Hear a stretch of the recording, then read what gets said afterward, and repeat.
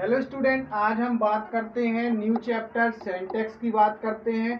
आइए हम जानते हैं कि सिंटैक्स हम कहते किसे हैं और ये आखिर होता क्या है। सिंटैक्स क्या कहलाता है, आइए इसकी डेफिनेशंस की बात करती है, परिभाषा की बात करते हैं। तो सिंटैक्स का मतलब क्या होता है, वाक्य में शब्दों को उचित स्थान पर सही रूप में प्रयोग करने को सिंटैक्स कहते हैं। जैसे मान लिया जाए आपने सेंटेंस बनाना सीखा, सेंटेंस बनाना तो आप सीख गए, लेकिन उसमें कहाँ पर प्रपोजिशन का यूज करना है, कहाँ पे एडजेक्टिव का यूज करना है, कहाँ पे आर्टिकल का यूज करना है, आखिर इन सारे वर्डों का सही क्रम में प्रयोग करना ही क्या कहलाता है, सेंटेंस कहलाता है।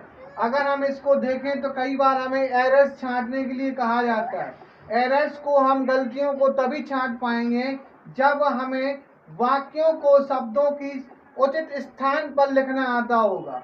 जैसे मान लिया जाए सेंटेंस में द आगे लिखा है तो आगे द क्यों लिखा है, यहाँ पे इसका प्रयोग क्यों किया गया, करेक्ट जो सब्जेक्ट अरेंजमेंट का यूज क्यों होगा, ऑफ कहाँ पे यूज होता है। तो जो हमें प्रपोजिशन, कंजक्शन, एडजेक्टिव, एडवर्ब से सारी चीजें जहाँ पे हमें देखने को मिलती हैं, वहां पर हम किसका प्रयोग करते हैं, सेंटेंस का प्रयोग करते हैं। यही वो सेंटेंस है जो कि हमारे लिए सेंटेंस को सही करेक्ट वर्ड में लगाना सिखाएगा। जैसे कि इसमें पहला जो रूल्स दिया गया है आपके लिए, वो रूल्स दिया गया है रूल्स ऑफ आर्टिकल्स। आर्टिकल्स का उपयोग करना। आर्टिकल्स का उपयोग हम सामान्य तौर पर हम जानते हैं कि आर्टिकल्स को दो भागों में बांटा गया है। एक तो बांटा गया इनडेफिनेट में, दूसरा बांटा गया है डेफिनेट में। आर्टिकल को दो भाग में बांटा गया। इनडेफिनेट को हम अनिश्चित बोलते हैं और जबकि डेफिनेट को हम निश्चित बोलते हैं। कहने का तात्पर्य यहाँ पे ये हो जाएगा कि इनडेफिनेट मतलब होता है अनिश्चित करना। जब कोई चीज अनिश्चित होती है, मतलब उसको निश्चित नहीं किया जा सकता है, तो उसे हम इनडेफिनेट बोल देते हैं। और जिन चीजों को डेफिनेट कर दिया जाता है, निश्चित कर दिया जाता है आमतौर पर, तो उसे हम डेफिनेट में लिख देते हैं। इनडेफिनेट की बात करें तो इनडेफिनेट के अंतर्गत दो आर्टिकल्सों को रखा गया है, ए और एन का यूज किया गया है, जबकि डेफिनेट में दा का प्रयोग किया गया है। इसका यूज हम कहाँ पे करते हैं, ए और एन का। तो ए और एन का जो यूज किया जाता है वह जहां कोई एक की बात की जाती है, आपको इंडिकेट करना है कोई एक, जहां पर आप कोई एक की बात करते हैं वहां पे हम इनडेफिनेट आर्टिकल का प्रयोग करते हैं। जैसे हमने कह दिया कोई एक राजा था, कोई एक शेर था, कोई एक व्यक्ति था।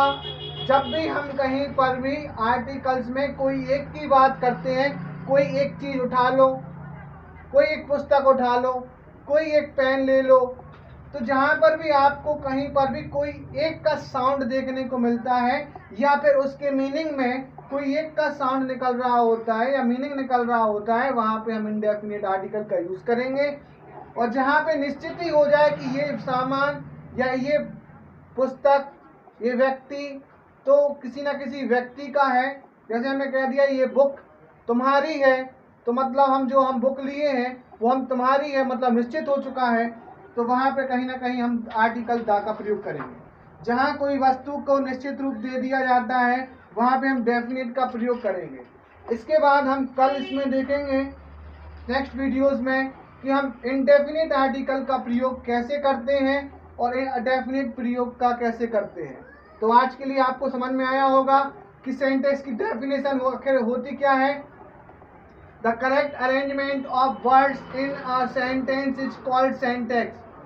सही करेक्शन मतलब करेक्ट करके अरेंजमेंट करना, जो वाक्य होते हैं उनका सही उचित स्थान पर सही रूप से प्रयोग करना सेंटेंस कहलाता है। इनमें हम कई सारे रूल्सों को देखेंगे, आर्टिकल्स, एडजेक्टिव, प्रपोजिशंस, एडजेक्टिव, इनका सही रूप देखेंगे और सही रूप देखने के बाद इनको सही अरेंजमेंट में भी लगाना सीखेंगे। इनमें हमने आर्टिकल्स के बारे में आज देख लिया कि आर्टिकल्स कितने प्रकार के होते हैं, दो प्रकार के, इनडेफिनेट और डेफिनेट। इनडेफिनेट में ए और एन, इसका यूज कहाँ हो, जहाँ कोई एक मीनिंग निकल रहा होगा वहां पे इनडेफिनेट का, और जहाँ पे किसी वस्तु को निश्चित कर दिया जाएगा वहां पे हम डेफिनेट का प्रयोग करेंगे। तो आज के लिए इतना ही। नेक्स्ट वीडियोस में हम सेंटेंस में आर्टिकल्स के इनडेफिनेट पार्ट्स को देखेंगे, कहाँ पे इसका यूज किया जाता है और कहाँ पे नहीं किया जाता है। तो आज के लिए इतना ही। Thank you.